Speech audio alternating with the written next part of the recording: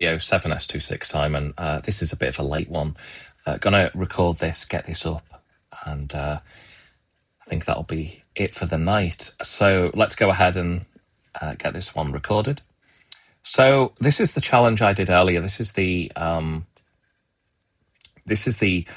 Sokudo typing speed challenge thing, words per minute. We've looked at this one before, or I certainly have, but this time the vulnerability has rotated, and we've got something else to deal with. So what I initially did to tackle this one, and I think I was so close, I felt like I was close to getting first blood on this, but I messed up at the end, and it took me probably about maybe 10, 15 minutes after the first blood. And it was really frustrating, and I'll show you why. So basically, you start off, I've registered on this site, and you can essentially come in and, you can browse around, you can take a good look around the site. Now, I'm just going to put the proxy on, and I'm just going to generate some history and just browse around, go back to the home page. And what we actually see here is I've got the JSON Web Tokens extension installed. And you can see that it actually highlights all of these requests in blue. And so, well, initially I realized, we are dealing with a JSON Web Token. Could that be the vulnerability? And I wasn't a million miles away. In fact, that's where we're headed. But how did I get there? So I started off by looking at the page source, and I've always got a bit of a habit now of going into the JavaScript, and there was quite a large file here. So I've left this beautifier up. Of course, wouldn't use this if it was sensitive information, but because we are, this is a lab, I think it's okay to do. So I typed in admin /admin/, and I come across these three URLs, and I had these pretty early into this lab. So I figured that, let's go ahead. I know it's probably going to be secured, but let's go ahead and let's paste this in. If I paste it correctly, it actually doesn't matter, but if I, just paste it correctly, and we get an error message, token required. So again, it was pointing to the JSON Web Tokens. So that's where my mind was with this challenge. I did try a bit of brute forcing some of the paths, and I tried to crack the JSON Web Token, but it turns out that was all unnecessary. So none of that was working. So what I did next was I went back to one of these requests here, and I sent it over to the repeater tab, and I decided just to recreate the error message that I just observed in the browser. And it says admin access required. So at this point, I thought, right, let's go over to the JSON Web Token. We can see we've got an ID, we've got my username, we've got the role, we've got the issued at time, we've got the signature down at the bottom. So what I started to do was just go through the motions, admin, hit send, we get an invalid token.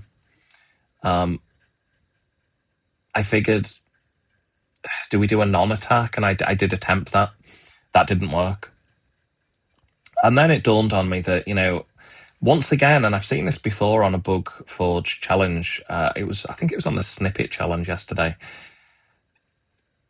Yesterday I was ID 9, and that generally means there's IDs before you. So logically, it just made sense to change this to a 1 and hit send. Now, I got an error come back again saying invalid token. So this time I decided to, okay, let's go back to user. Let's hit send. We get the same error message. So I went back to where it says pretty underneath request here, just so I could see the actual request we're sending. This is just a simple GET request. We've changed the web token. I did try the non-attack. Nothing was working. And so this is where, at this point, someone got first blood.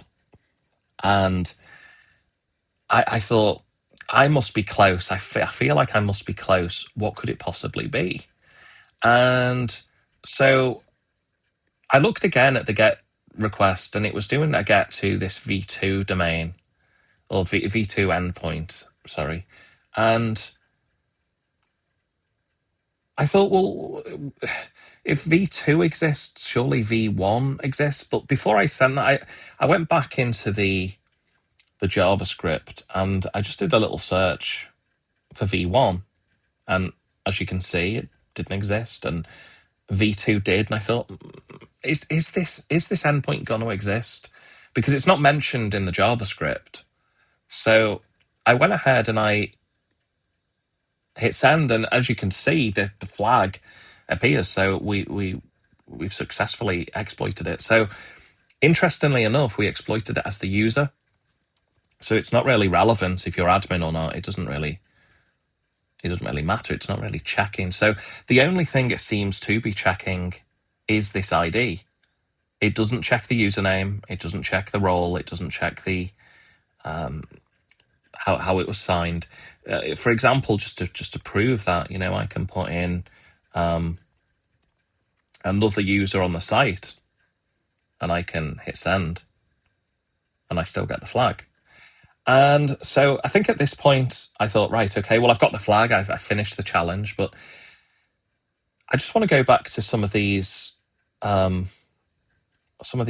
here. So I saw v2 admin users and this sessions. And so I thought, right, okay, let's just see, even though we've got the flag, just out of sheer interest, if we go back and we change this to sessions, we don't see anything. Okay, yeah, fair enough. It kind of makes sense. Let's go ahead and type users. And there we go. Just as a little bonus, we actually see the times that the user was created. We get to see their role. We get to see their full name, their email, their username, and of course their ID. And so I just found that really interesting, that if we weren't sure of the admin's ID, well, now we would be sure, because we can access this. It's not been locked down. It's not been removed. It's moved to v2. The v2 endpoint seems secure, but v1 did not appear to be secure, and obviously it wasn't.